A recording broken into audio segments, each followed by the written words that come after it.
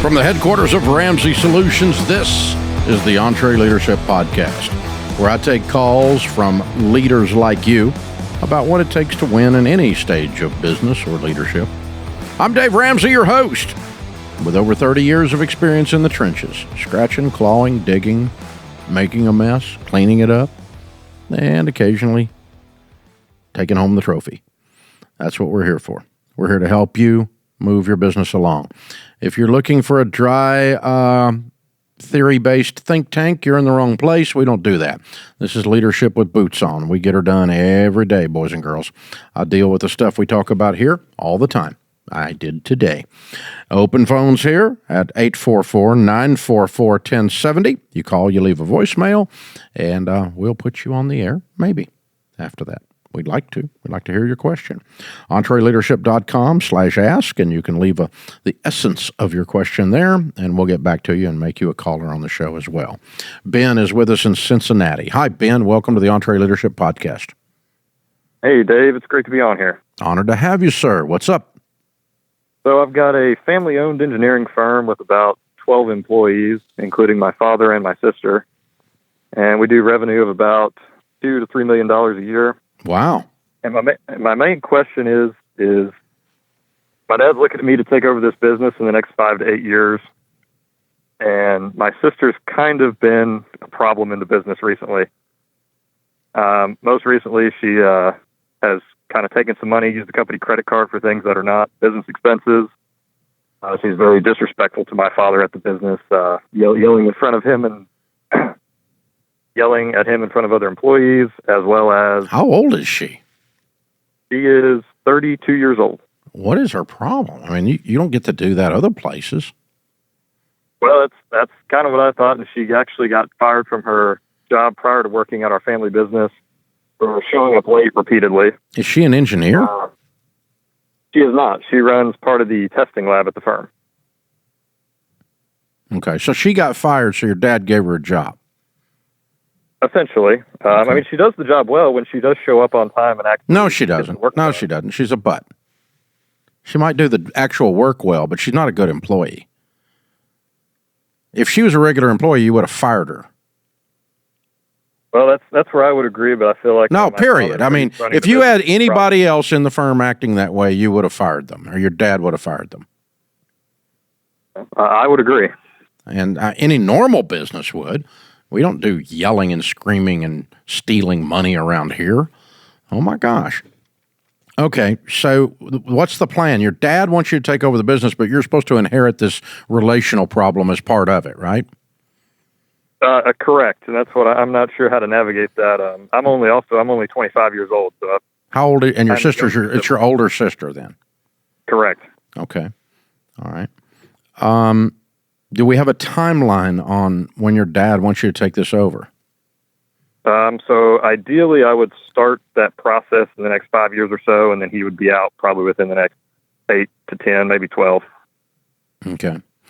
Well, so there's no rush on dealing with your sister harshly because there's no shortage on time. It's not your issue for 5 years.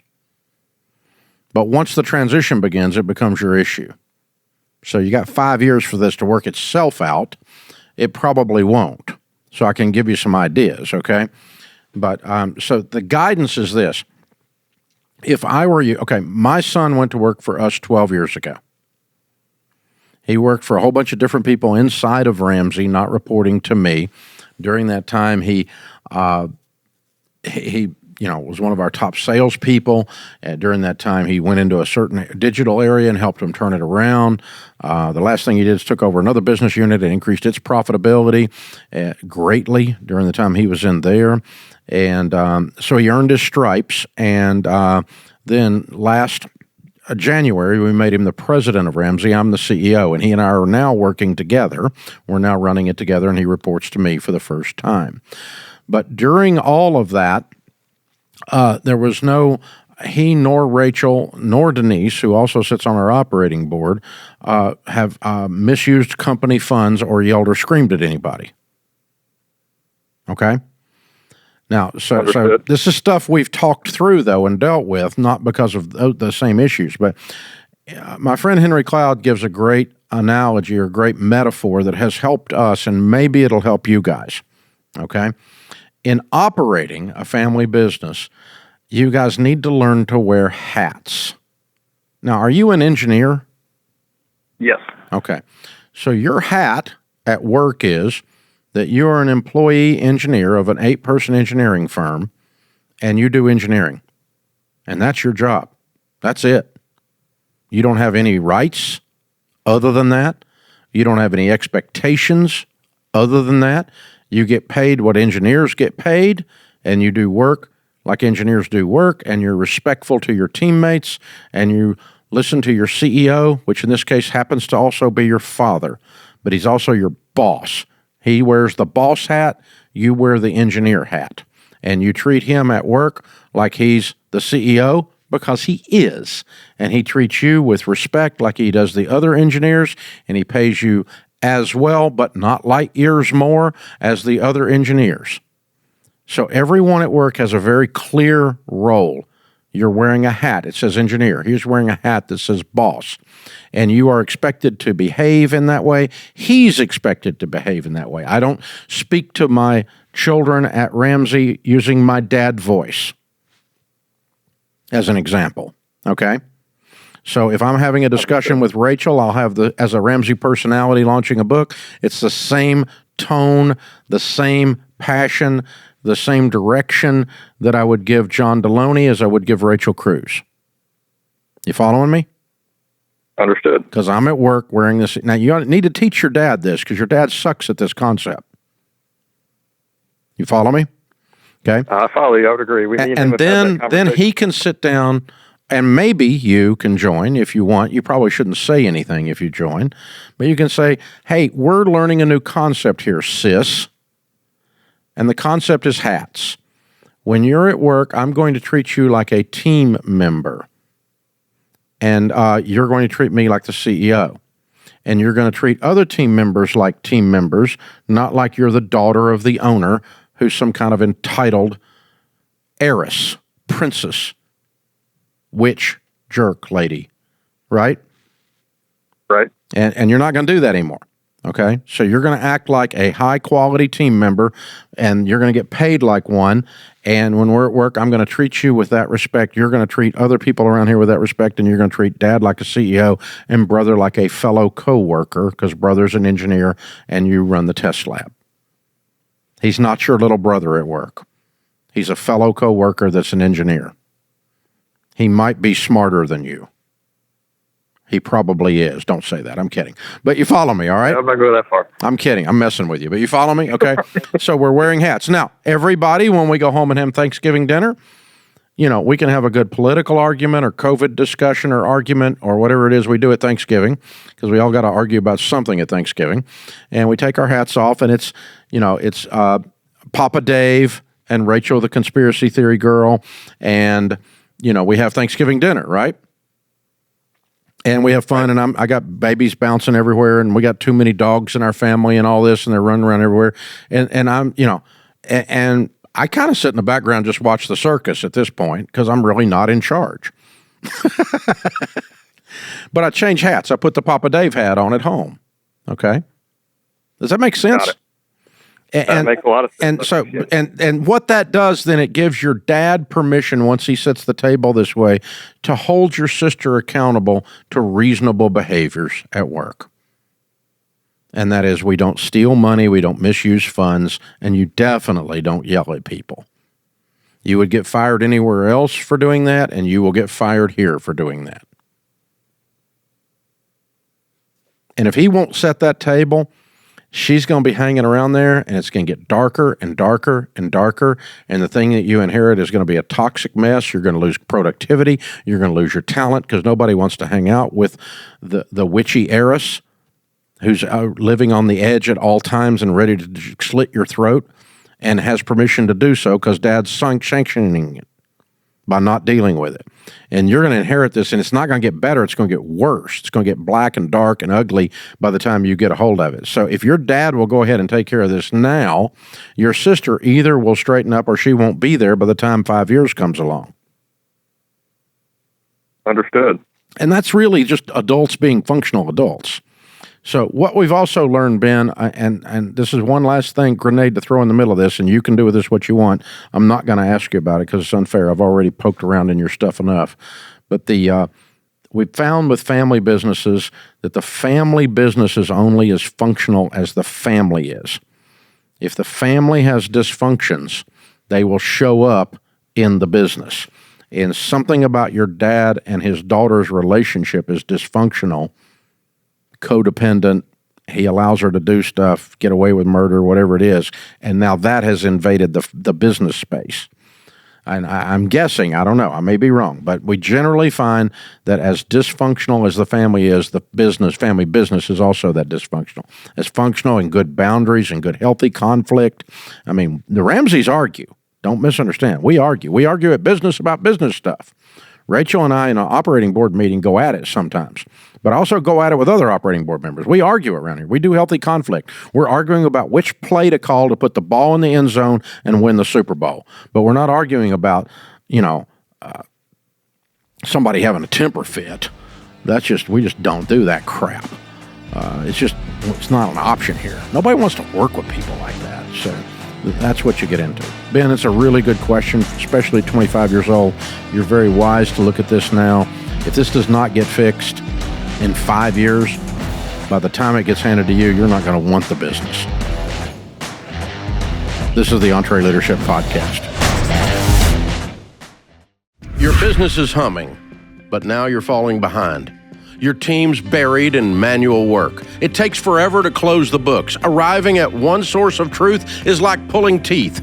If that describes your business, you should know these numbers: 36,000, 25, and 1. 36,000 businesses have upgraded to NetSuite by Oracle because NetSuite is the top cloud financial system for streamlining accounting, financial management, inventory, HR, and more. NetSuite turns 25 this year. That's 25 years of helping businesses do more with less, close their books in days, not weeks, and drive down costs. And one, because with NetSuite, you get a customized solution for your KPIs in one efficient system, one source of truth. You can manage risk, get reliable forecasts, and improve margins. Everything you need for better decisions, all in one place. Plus, right now, download NetSuite's KPI checklist for consistently excellent performance for free at netsuite.com/Ramsey. That's netsuite.com/Ramsey to get your own KPI checklist for free. Hey, listen up, small business owner. I don't care which stage of business you're in. If you're doing it alone, you're doing it wrong. You need people in your corner because owning and running a business might be the hardest thing people do. That's why I want you to sign up for EntreLeadership Elite. Elite is our digital membership that'll equip you with a plan to accelerate through the stages of business, all the way from treadmill operator to legacy builder. You won't have to wing it by yourself anymore, because we'll use your Elite membership to teach you how to hire the right people and delegate the right things to them, plus a ton of other leadership skills. Your Elite membership will also open doors to connect with like-minded business owners through an exclusive Facebook group and regular e-coaching sessions hosted by our EntreLeadership coaches. Bottom line, you can stop doing business alone, and you should stop doing business alone. EntreLeadership is your way to do that. Check out EntreLeadership Elite by going to EntreLeadership.com/elite and join today. I'm Dave Ramsey, your host. Thank you for joining us, America. Nate is next in Iowa City, Iowa. Hi, Nate. Welcome to the EntreLeadership Podcast. Hey, Dave. How's it going? Better than I deserve. What's up? Awesome. Love to hear it. Okay, so we run a small media company that just started a few years ago. We have a staff of 13 people. 3 of them are full-time. Most of our staff contributed to the company before we made any money. We only started making money a couple years ago, and people were just around because they were very passionate about the mission and have really done an excellent job. And we've grown a lot in the past couple years on a top-line basis, and we're to the point where we're really maturing as a company and trying to become a real company from a group of volunteers having some fun together. And the tough thing is of the 13 of us, 4 of us are in the Iowa City area. The rest are across the U.S. And you don't need to convince me that office is important and the in-person collaboration is important. And we really believe that, but we don't know how to kind of shift the culture of the company or even have an office at this point. So I guess I'm looking for some wisdom. Would this be a point, since we're still seeing a lot of growth, to perhaps relocate to a more attractive place from a tax basis or talent recruitment basis? Or is there anything else that you would advise us on for So you do not have a physical office? Nope. Everyone works from home. Okay. And how much money are you guys making? What's your top line? Last year was a little over $1 million. And so now everyone is getting paid. There are no volunteers. Yes, correct. Yes, correct. And there's 13 people and $1 million top line. Yep, 3 full-timers, 10 part-timers. Okay. And the part-timers are doing what? What do they do? Yeah. So we create content and we write the news. And so what we like is we prefer, and our writing staff is about 7 or 8 of those. And so we prefer having more part-time people in that role for diversity of perspective and diversity of views and diversity of political leanings, so that we can just have more collaboration. Yeah, it's not unusual at all in those situations just to use freelancers. Yeah. Rather than part-time. I mean, it's the same thing. It's just a matter of status. Yeah, I guess the question is more around on the business side. As we grow out and expand there, we're not really interested in hiring part-time business people. When we view business side of it, we'd way rather have, 1 full-time person than 2 part-time people. And so as that team expands, which we need to do in the next 12 years, we're, I'd say, a little understaffed right now. How would you think about 12 location? years?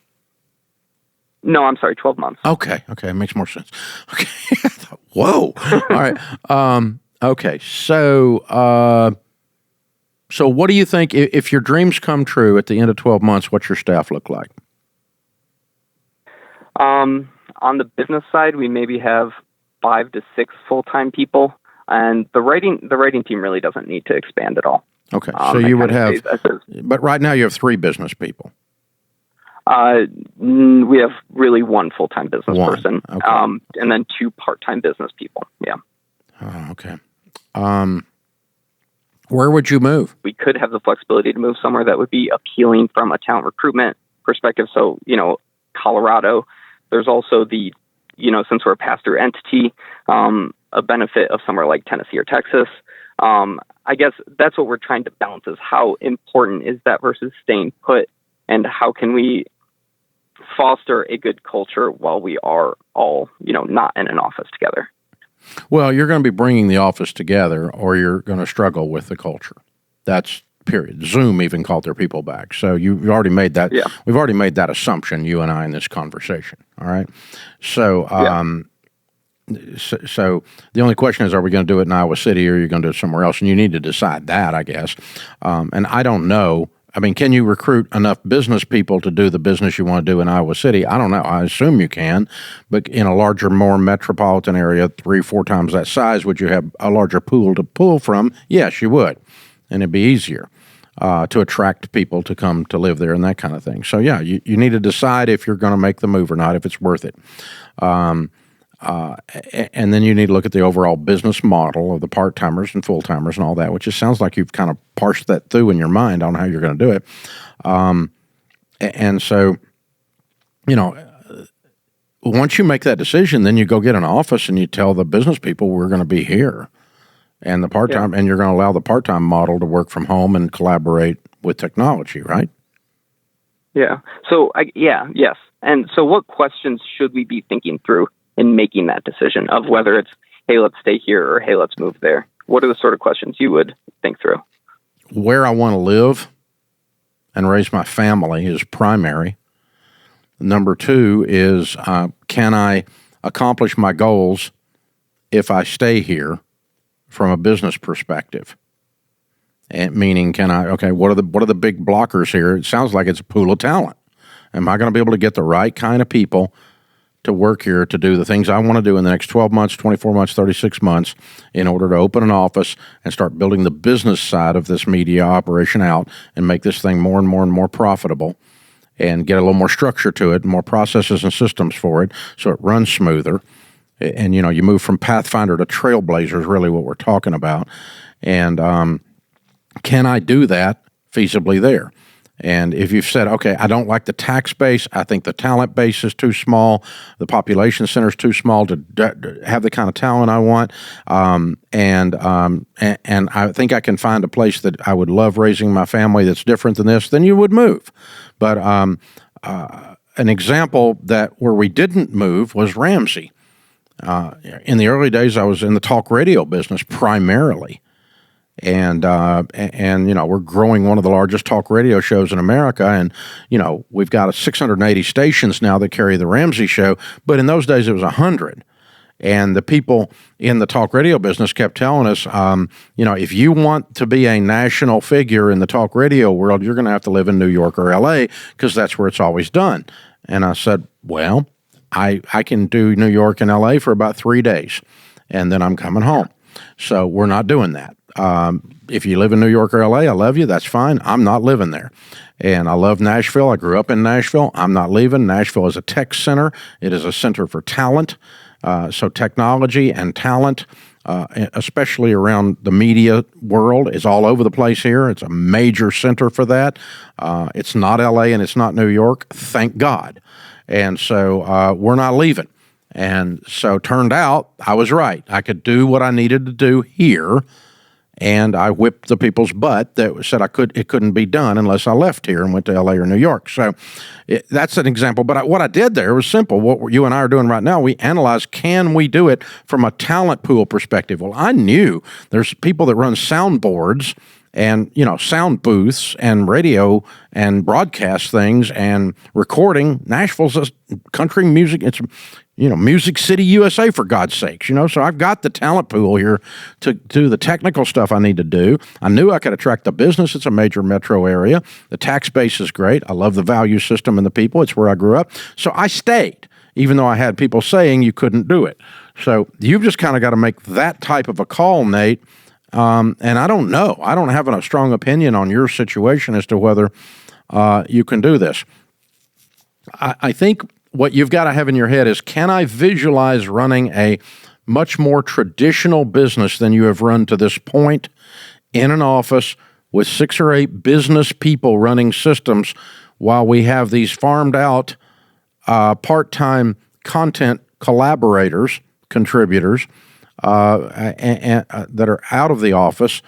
Can I visualize running that and growing that kind of a business with that kind of talent in Iowa City? I could visualize doing our show in Nashville and not having trouble. Now, the only question was, the outside world, did they perceive us as doing the show from a double wide? And some of them are so stupid, they still do, because of stereotypes of the Southerners and so forth. But I wear shoes and I'm not in the double wide. So, but you just got to, you kind of got to get past that part of it. Your customer base is not, they don't care where you are in your case. And our customers were radio stations and people, and did they perceive us as being a big enough deal to put us on instead of whichever other talk radio show we were competing with? So that's what you're looking at. You just got to do an analysis of that, and it really is kind of a thing. You might sit down with your top person and talk this through. But if you can't see in your mind our thing the way we're thinking about it being a big deal in Iowa City, then it's time to go. Or it's time to not do it, one of the two. If you say, I don't want to live anywhere but there, then you probably aren't going to do it if you can't see it happening there. I could see us doing what we have done here. I knew we could do it. So that's what you got to work through, and it's what are the blockers and can I knock them down? And really it is the value system where I want to raise my family, the tax issues, and can I draw the talent in that I need to draw, the type of talent, put them in the room so we can get this done. This is the EntreLeadership Podcast. Thanks for joining us, America. This is the EntreLeadership Podcast. I could use your help if you want to help us. If you like this, please click the share button and share it with someone. Please click the subscribe button, the follow button, and follow us subscribe us, depending on podcast, YouTube, whatever it is, and let people know that you are following this, and it automatically dumps in your inbox, and it'll keep being about the same as what it is. If you hate it, don't do it. But if you like it, this helps us because it puts it forward in all the algorithms and lets people know we're here. And the number of you that are doing that are sharing the show, leaving us 5-star reviews, that are subscribing, and that are following, it's a big deal because our listenership, viewership is way up. Thank you. Thank you for doing this. The rest of you can do it too. Now help us. Thank you. We appreciate you. Will is with us in Denver. Hi, Will. Welcome to the show. Hi, Dave. Thanks for having me. Sure. What's up? So I am a managing partner and founder of 2 businesses. The first is an entertainment law firm that does about 1.5 annual gross. And then the other is a digital advertising firm that does about $4 million a year. I have about 17 staff members that are full-time. So the question I have is, when is it better to walk away from money owed to us to preserve an industry-wide reputation when, particularly in both those fields, industry is everything for our level of service business? Okay. I'm not sure I've got a full grasp of enough to get this. Sure. So how much money is owed to you? So there's a party that owes us just under $1 million. And so it is. Why are they not? Why would it hurt your reputation to go get the money that is owed to you? Because they are entrenched in the space fairly substantially, and they are very, very, very loud about everything. And so, unfortunately, they're what we call bad actors in what they do, and they would twist kind of the facts of it, and then on top of that, having lawyers sue clients is never something that I have ever wanted to do, and so it's a tough way to look at it for us. And what we perceive our reputational damage would be trying to go after that, and then on top of that, it's even if there's anything to get from them, because if they're not paying us, who else are they not paying? Yeah, that's one of the analyses. Is this worth the trouble from an actual financial standpoint? From a principle standpoint, is it worth the trouble? I don't hear you standing on principle on this, like I'm going to drive this to ground just because. I'm hearing you going, you're being very practical about it, which is fine. I don't have any issue with that at all. There's times to do that. And if you're going to be very practical, then you go, hey, do they have $1 million? If they don't, then suing them and getting $1 million judgment's not even worth the paper it's written on. You know that as an attorney, right? Right. Yeah. Right. You can't execute on a judgment where there's no asset base. Right. The issue is that also, as a lawyer, I have a partner who is tied to these individuals on top of it. And so what does that mean? They're like childhood friends and that type of the long-standing relationships there. And so my business partner is now left just absolutely, obviously it's done, it had issues in the partnership, but on top of it, he has a friendship that's essentially been destroyed. So it's all of those things mixed together. So he is saying the same thing you're saying, and so he's on your team. He's not on their team inside your business. Correct. Okay. Yeah. All right. Well, that doesn't then. I mean, all it does is it just brings up more emotion for him if you decide to deal with this. It sounds to me like you've already made the decision to walk. It's tough because it's $1 million.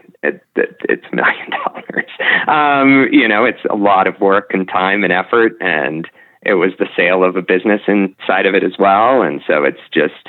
I assume you've tried any kind of backdoor, direct contact negotiating things before we're even talking about this, right?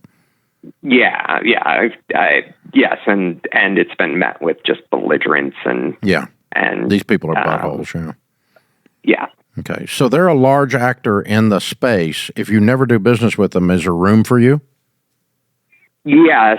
If we never do, I'll never do business with them anyway. It's just that's what I mean. If we go after them, it's just No, I mean, it bleeds over into other stuff then. I understand that. But I'm saying if you say, okay, I'm going to write this off so that I can stay in the space, is there enough room in the space to make it up? Yeah. Otherwise, burn it to the ground.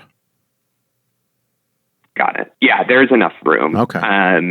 This has been going on for about a year. So we've been pivoted away from them for quite some time. Well, and as you know from lawsuits, the problem with them is not the actual suit itself, it's the distraction. Right. While you screw with this, you could have gone and made $3 million. Right. Because it's taking up the emotional space and bandwidth of you and your team and your partner while you fret over it and argue with yourself about it in the shower and every morning on your run and all of that. Spoken like somebody who's done this, okay? It takes up a lot of bandwidth. And so it's kind of the opportunity cost on your intellect. Yep. And so I let it go on all of those bases. But if you're going to let it go, then you guys all have to sit around and really let it go. Period. I mean, because you want your bandwidth back. Right. We're going to really we're not going to spend another calorie on these morons. What you would have spent in calories and brain calories and time and creativity, you probably could have gone and made $3 million while you did that. If I were in your shoes listening to you, I think you've made the decision to let it go because that is the intellectual, wise, noble, correct thing to do, but it still sticks in your craw. I don't blame you for that. But if you're going to get the benefit of the increased bandwidth by not dealing with it, you've got to make sure you make a spiritual decision, an emotional, psychological decision, organizationally and inside of will to let it go the rest of the way so that you spend all your time on your runs in the morning thinking about new deals, not old deals. Do you have would you recommend having a meeting as the entire team? Yes. Because it has it's through everyone. Yes. Everyone's They feel it on you when you walk in the room after you've been on a call about this. 100%. Yeah, you're pissed off and it emanates off your body when you walk in the room. I know, I've done it. I mean, it's real. And so it takes up too much bandwidth. That's why people settle these things when they shouldn't be settled as a matter of principle. They settle them to get them out of their life. And sometimes it's because they're wusses.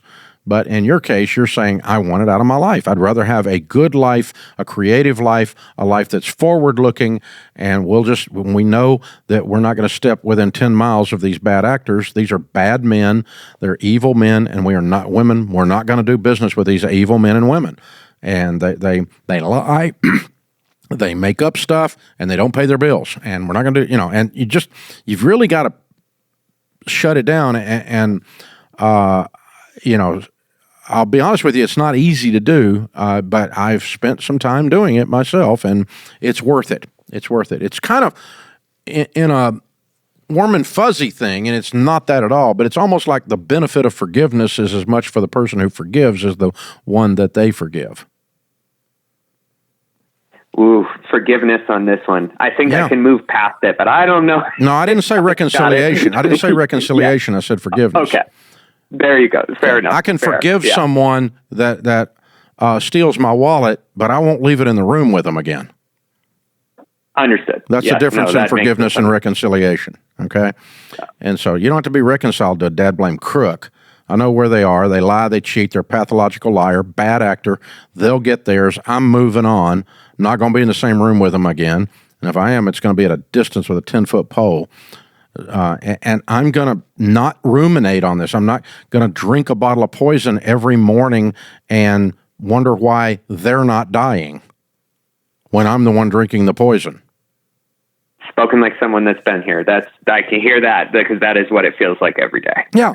Well, that's the essence. That, from a spiritual perspective, that's the essence of forgiveness. But because it doesn't have anything to do with the person who committed the atrocity, it has to do with you. And so, I can't keep drinking poison and hope they die. So, man, the more I talk it through with you, the more I'm on your team, and the more I wish I could tell you I'm good at it. I'm not good at it because I'm a redneck hillbilly. I want to burn it to the ground. And I got a couple of them right now. I'm burning to the ground on principle. I'm going to spend whatever it takes to beat their butts because they're wrong, and I have to set a precedent on these. And I'm way deep into it. I'm going to finish those. A couple of the others I've had to deal with, I just let them go. And I chose my battles, in other words. And this one, what you're doing is you're choosing your battles. So, yeah, me and you both, brother. But, go spend your money, your smile, your time, your creative energy doing what you've done up until this one speed bump came along, and that's doing wonderful things to help people and grow their businesses and serve them with a good lawyer. And, man, it's just go do that and let these morons go. Yeah, I'm with you. That's where you wanted to go anyway. We just talked it through together, and I'm in agreement with you. So, good stuff, dude. Good stuff. Wow. Way too authentic on this podcast today, but oh well. This is the EntreLeadership Podcast. Welcome back to the EntreLeadership Podcast. I'm Dave Ramsey, your host. Josiah is in Reading, Pennsylvania. Hi, Josiah. How are you? I'm doing good, Dave. How about yourself? Better than I deserve. What's up? Hey, so I am a 50% partner in a automotive repair business in Ole, Pennsylvania, and we have a team of 5. Last year we had gross revenue of about $550. We're aiming to break 800 this year, and as I'm coming out of the treadmill stage, I looked up and realized that I don't really have a contingency plan in place in case my partner or I something happens. And I was just kind of wondering how to set that up, what that looks like, and what I should be doing. Okay, cool. You said you're 60%, he's 40? 50. Oh, 50-50. Okay. All right. You need 2 things, and you need to spend a little bit of money on them, but not a bazillion dollars. Okay? You need to get an attorney to help you, and here's your budget. Tell him your budget is a max of $1,000. Okay. And I want him to draft you a general partnership agreement. Is this an LLC by chance? It is, okay. Yeah. Then draft an LLC agreement that has the same features as a general partnership. It's not technically a general partnership. It's technically an LLC, but these are the terms of the LLC. You got a pencil handy? Yes. Okay. So the things you need to address, and these are the reasons I don't recommend partnerships, but I want to help you anyway. The things you need to address are what we call all the D's, like D as in David. Okay? The first one is the one you called about, death. Sure. The second one is worse, disability. Mm-hmm. Yeah, one of you is still alive but can't work. Ooh, hard to deal with. Yes. Okay. Drug use. How you going to separate? He starts doing cocaine. Default. Sure. He walks out of the business but still owns 50% of it. Okay. Disinterest. Same thing. Decides he's not interested anymore. Divorce. You don't want to be partners with his wife. Even if the judge said you are. Understood. Okay. These are the D's. What I'm talking about is all the negative, horrible things that happen in life, and all of those could hit either one of you, and the one you thought about that caused you to call was death. Yeah. Well, death, and I did think about divorce.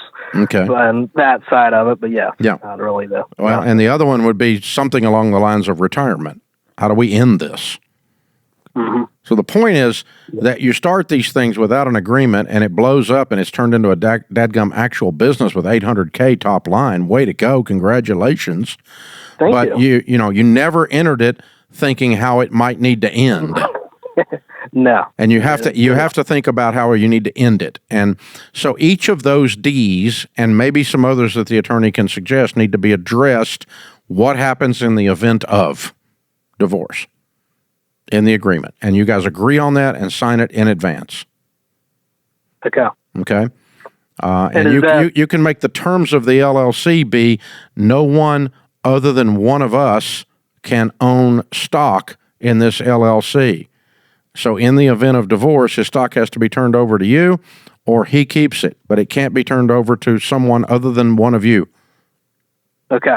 Not your kid, not anybody else. You can go back and change it later, but for now, that's what it is. Okay? So that's an example. Now, then the second thing you need to do is part of this is what's called a buy-sell agreement. Yeah, which I think I saw some of that. And I hadn't thought of the first part. Yeah. The buy-sell agreement is you get some term life insurance and go ahead. It's not that expensive. How old are you two? 28. Oh, easy. Okay. Are you both healthy? Yes. Okay. Just pick up like $1 million each. Okay. And in the agreement that we talked about a while ago, put a formula for giving a valuation of the company upon death.